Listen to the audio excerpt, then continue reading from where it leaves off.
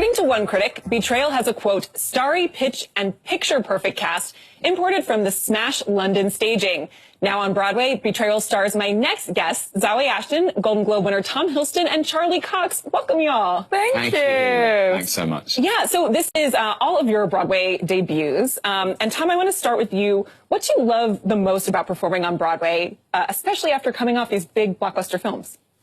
Well, I've never done it. I mean, my first came to New York when I was 17, and I remember going to Times Square and seeing all the streets that go off Times Square where all the theaters are, and before I even dreamed of becoming an actor.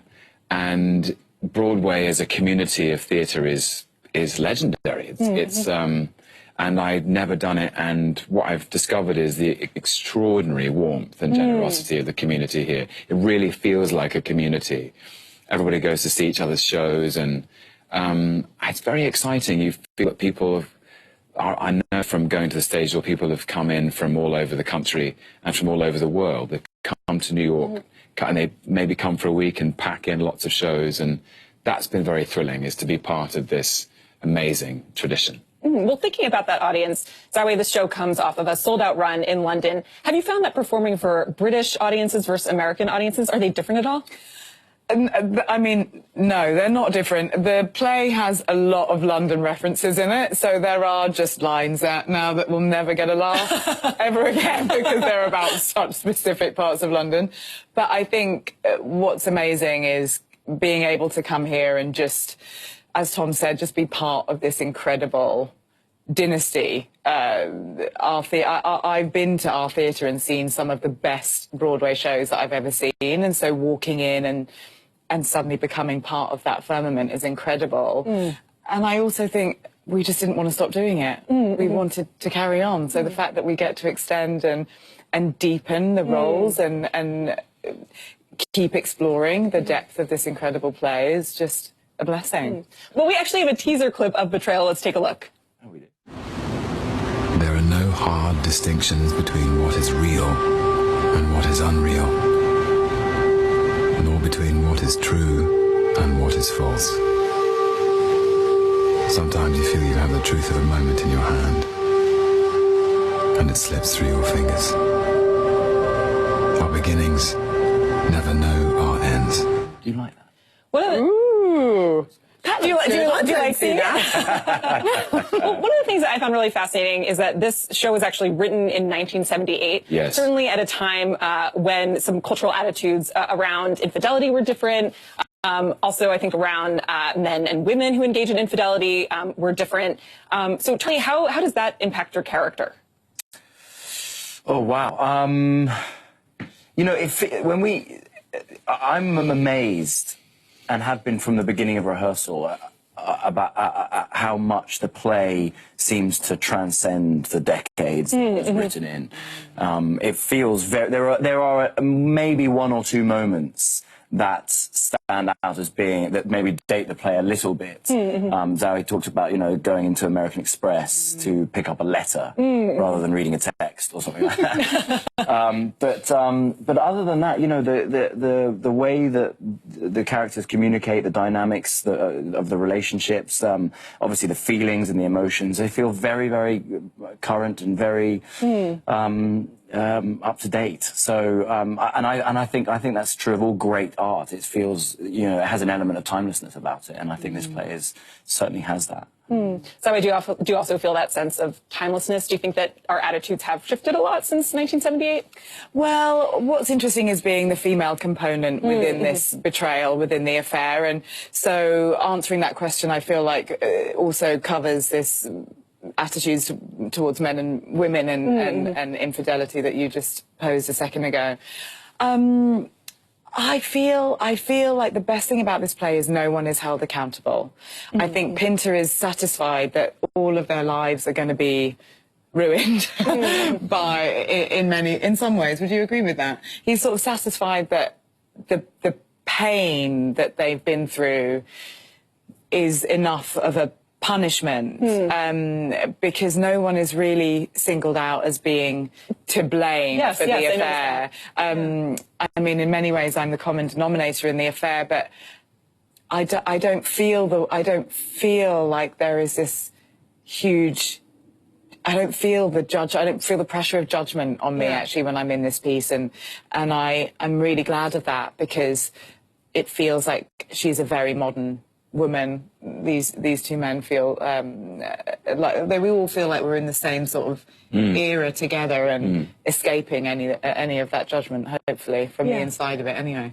Yeah, I definitely found myself wondering, like, who is the villain here? Is there a villain here? Like, how is that playing out within this dynamic? So that was interesting. Yeah. Yeah. I mean, I don't think I actually believe what I just said, to be honest. And that's the thing about the play. As soon as you say something definitive about it, you go, actually, the piece just moves. It's a shifting piece, and each night is different, and each night I certainly believe things to be true that on another night maybe aren't. Say something. Oh, well, I think, wait, you Save me, is what you mean. Well, listen, the last time that this show was on Broadway, a real-life married couple, Daniel Craig and Rachel Weisz, did the show together. Of course, it is such an intimate setting, and romance rumors will fly. So, Tom, can you tell me about your bromance with Charlie? We have photo evidence. Do we have enough time? Yeah, photo evidence. We do. We have photos of them, yeah. Well, Charlie and I have known each other for a long time. We first met in, oh, look, there we are, look. Yeah, there you are. That's recent. Find someone who looks at you. It's interesting. I thought they were going to put out a photo from 2008 or something. Some other ones. We are, well, we have, it is a bromance. Have you call it a bromance? Well, I don't know. Yeah, sure. We're good friends, and we've known each other for 10 years, and we haven't, we've never worked with each other, and it's been such a pleasure, hasn't it? Yeah, really. Working together. And we've done all sorts of things. We played squash endlessly. We started playing squash because the characters in the play talk about squash all the time, and I think in the play Pinter means the squash to be both a thing they do that is part of their friendship, but also as a kind of battleground for their competition and for their egos. And we started in February playing squash. We thought it'd be helpful as research and preparation for the play, but it's given way to us just loving playing squash with each other. One of the lines I have in the play is I say it's a bit violent squash. And if you look very carefully, you'll see a very nasty bruise. I have a bruise on my finger. Okay. And I got cracked on the knuckles. I went for the face, but he got his head. I have to say, the thing that I would worry about you playing, so I would be like, aren't you going to injure yourselves before a show? Like, that No, I really hurt my hand. Yeah, it was really You hurt your hand. He hurt his leg. What I will say is the play genuinely did change after the first time that they played squash together. Really? I think you played in the second week of rehearsal or something, and then suddenly we were on. We were ready for Broadway at that point. Well, you guys also swapped roles for Halloween. You dressed up as Loki, and Tom, you dressed up as Daredevil. So whose idea was this? No, I don't know. Your idea, you know? Yeah, we sort of, great idea. we thought we'd do something for Halloween, and so many people, we go to the stage door every night and sign playbills, and so many people have played with this idea of, you know, is Daredevil having an affair with Loki's wife? We thought we'd do something fun, and what was so silly was sort of dressing each other, you know, making adjustments. Charlie had a special helmet for me to wear, and I was saying, you know, you can wear the costume, but you must make sure you wear the wig. We just adjust it just a little bit. But we had a good time, and then Zowie was Captain Marvel, and and Eddie Arnold, who plays the waiter, was Captain America. So we were captained on both sides. Yeah. I mean, how does it feel to have these two superheroes kind of vying for your attention 8 nights a week? Oh, it's just absolute hell. I mean, we joked actually when we started that it was me that was the only non-superhero in the piece. I mean, that can be changed. That can be changed. I'm joking, but it's what it is we've started this play, and from the beginning had the most amount of trust in each other that I think it's possible to have between 3-4 actors. The play that we're doing is called Betrayal, but the play behind the scenes is really called Absolute Trust. Oh. So to be coming to the end feels extremely surreal and very, very sad. Yes, what is crazy is that we started rehearsing at the beginning of February, which is in the winter, and it's almost winter again. Is that winter, February? February is winter.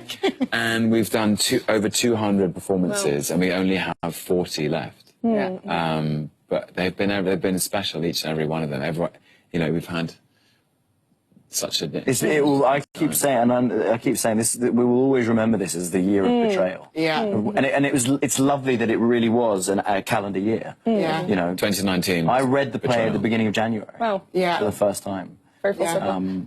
Yeah. Well, Mm. Zoe, I do want to go back to something that you said, which is that you could be a superhero. We actually had Benedict Cumberbatch and Elizabeth Olsen on the couch recently, and they both spoke about an all-female Marvel movie. So thoughts on that? I think that's a wonderful idea. With me as the lead, did they say? We'll have to add that in. This is really great news. I think that's a really great Fantastic. idea. Yeah, Tom, what do you think? Oh, fantastic! Wonderful, really. I mean, I don't have any inside info on that, but that sounds like a tremendous idea. Yeah. What do you think? Well, Yeah. yes, cool. We'll all stand behind this. Well, I do want to ask your thoughts, actually, about some remarks that famed director Martin Scorsese recently made. He said Marvel films aren't cinema, and then he did try to explain his comments. But what did y'all feel about that? I love Martin Scorsese. I watched his films all my life, and he's one of the greatest filmmakers alive and working today. Of all time, yeah. Yeah, of all time. But I mean alive. Yeah. He's also alive. All is forgiven for Martin Scorsese. Well, you know, he can. Everyone's entitled to their opinion.